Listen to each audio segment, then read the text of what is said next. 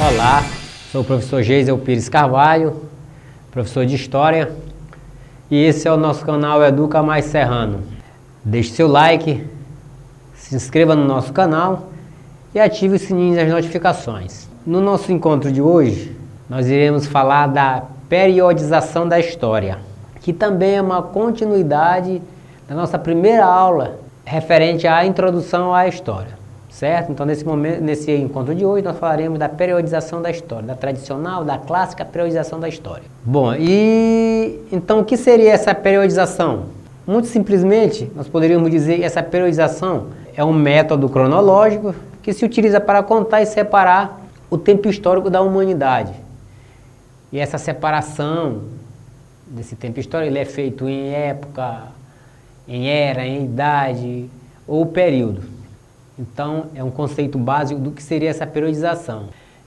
Seria esse estudo da história geral da humanidade, mas para fins didáticos. Essa periodização é muito utilizada do ponto de vista didático. Vale lembrar que essa divisão, essa periodização, tem como referência a Europa.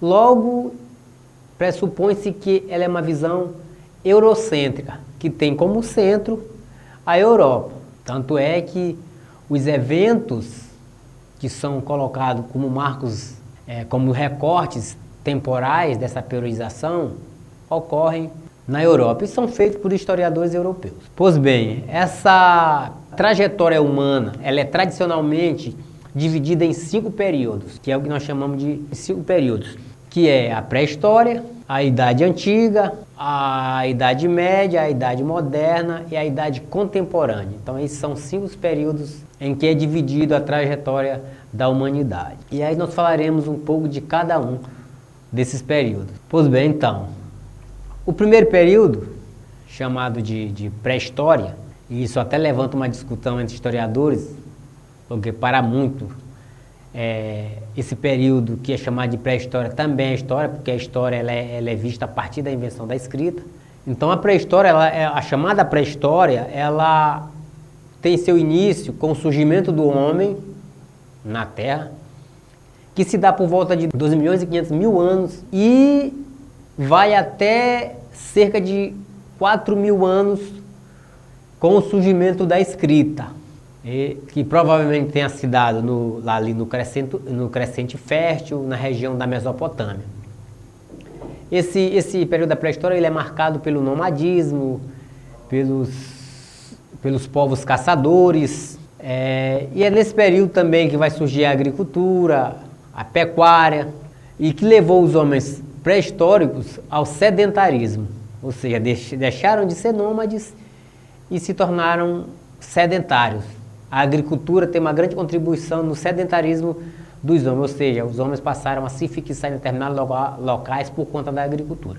O segundo período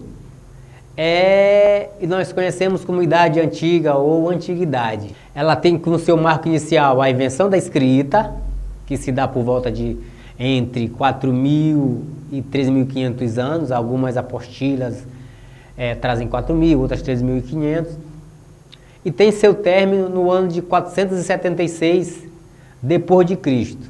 O término se dá quando ocorre a queda do Império Romano do Ocidente.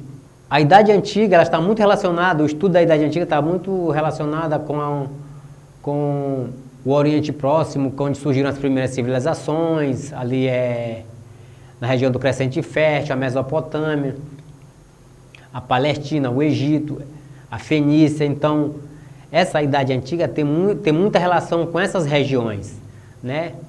Também é nessa região do Crescente Fértil que vai surgir as primeiras possibilidades agrícolas, e que acabaram atraindo habitantes para essa região do Egito, da Palestina, da Mesopotâmia, da Fenícia. E, obviamente, é nesse período da Idade Antiga que está incluso as civilizações clássicas, que no caso é a Grécia e Roma. Então, a Idade Antiga tem seu início no ano 4000 a.C.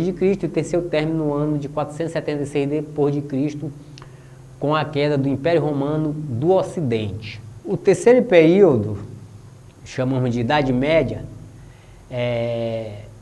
tem seu início no ano de 476 d.C., quando, com a queda do Império Romano do Ocidente, e tem seu término no ano de 1453 d.C., quando a cidade de Constantinopla ela é tomada pelos turcos otomanos. Constantinopla é onde hoje se localiza a cidade de Istambul, capital da Turquia. Então, a Idade Média ela tem seu início no ano de 476 d.C. e tem seu término no ano de 1453 d.C., como dito, com a tomada da cidade de Constantinopla. Esse período tem uma característica muito marcante, que é o modo de produção feudal. É esse modo de produção que vai marcar esse período, né? E é um período bastante longo, né? E vai durar aproximadamente aí 1 milênio.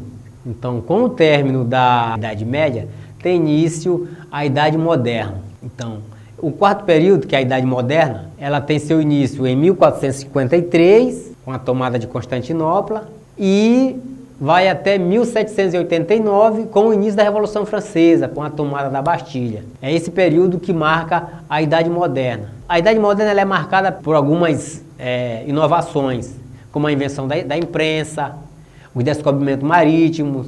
É na Idade Moderna que acontece o Renascimento, assim como o modo de produção capitalista.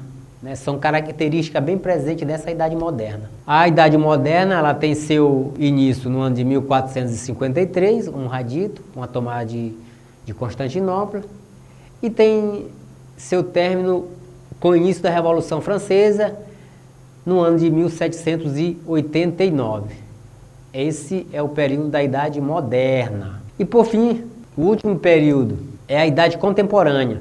A Idade Contemporânea ela compreende um período que vai de 1789, como dito, com o início da Revolução Francesa, e vai até os dias atuais. Então, nós estamos vivendo a Idade Contemporânea, estamos na contemporaneidade. E essa idade, esse período da contemporaneidade, ela é marcado por grandes avanços técnicos, né? Eu falo técnicos aqui, a gente fala de tecnologia, de grandes conflitos armados de proporções gigantescas e também de uma nova ordem mundial, né? Onde surgiram muitos países, as formas do mundo se relacionar é totalmente diferente, muito rápida. A idade contemporânea ela é marcada por essa tecnologia de longo alcance, então o mundo ficou muito próximo por conta da tecnologia. Então, essas inovações que marcam a idade contemporânea. Então, pois bem, essa periodização da história que nós falamos, como disse, elas são divididas em 5 períodos: a pré-história, Idade Antiga, Idade Média, Idade Moderna e a Idade Contemporânea. Professor, mas isso há uma unanimidade, né? Todos os historiadores aceitam essa divisão, essa periodização, esse recorte na história? Já não é unanimidade, né? Nem todos aceitam. Então, há certas discordâncias com relação a essa periodização. Por exemplo, os historiadores, quando se fala que o período que antecede a invenção da escrita não é considerado como história, por conta de que essas sociedades não tinham a escrita, um grupo de historiadores acham que a história começa com a invenção da escrita. Outro grupo de historiadores acham que esse período anterior à invenção da escrita também é história. E que eu particularmente também concordo com esse grupo. Porque é nesse período da pré-história que se descobre se tem o domínio do fogo, tem-se a invenção da roda. É nesse período que é inventada a agricultura, a pecuária. E a agricultura, ela forja o surgimento das cidades, porque no momento que você começa a cultivar determinadas culturas em um certo local, você deixa o nomadismo, que é essa mudança constante de um lugar para outro, e você passa a ser sedentário, você passa a se fixar num determinado local. Isso vai forjar com que vai forçar o surgimento das cidades. Então, considerar a pré-história como não história já é um assunto discutível nos dias atuais, né? porque esse período também teve suas contribuições.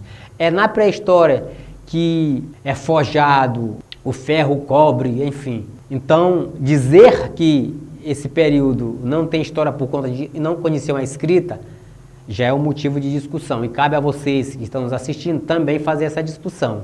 Com relação a esses marcos que dá início e término a uma determinada era, a uma determinada época, também é discutível. Alguns historiadores acham que a Idade Média ela não termina com a tomada de Constantinopla em 1453. Já há historiadores, um grupo de historiadores que acreditam que a Idade Média termina em 1492 com a descoberta da América, do Novo Mundo. Então há uma discordância, então não há unanimidade, certo? Mas para efeito didático, para facilitar o estudo, a compreensão da história, essa periodização ela é considerada uma periodização clássica, né? E que, a grosso modo, acaba ajudando os professores e os próprios historiadores a escrever a história, certo? Mas não é mais unanimidade. Lembrando que também uma determinada época, ela não tem seu término abrupto em um determinado momento.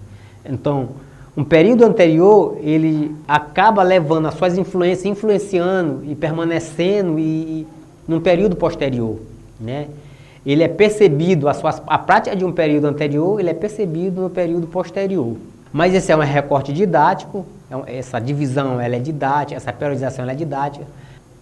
E que o Ocidente, essa é uma periodização também da parte ocidental do globo e que é utilizada até os dias de hoje. É uma periodização do século XIX, que foi surgido na Europa, mas que é utilizada até os dias de hoje, né? Então, em todos os livros didáticos de história, a gente vai ver essa periodização para efeito de estudo. Então, para finalizar, lembrando que a periodização ela foi feita em seu período, a pré-história, a Idade Antiga, a Idade Média, Moderna e Contemporânea. Ela é eurocêntrica, tem uma referência à Europa, portanto, ela é eurocêntrica, ou seja, é dividida a partir de historiadores europeus e, por fim, tem por finalidade o aspecto didático, certo? Esse era o nosso encontro de hoje. Pedimos que você deixe seu like, se inscreva no nosso canal e ative o sininho de notificações. Muito obrigado, até o nosso próximo encontro.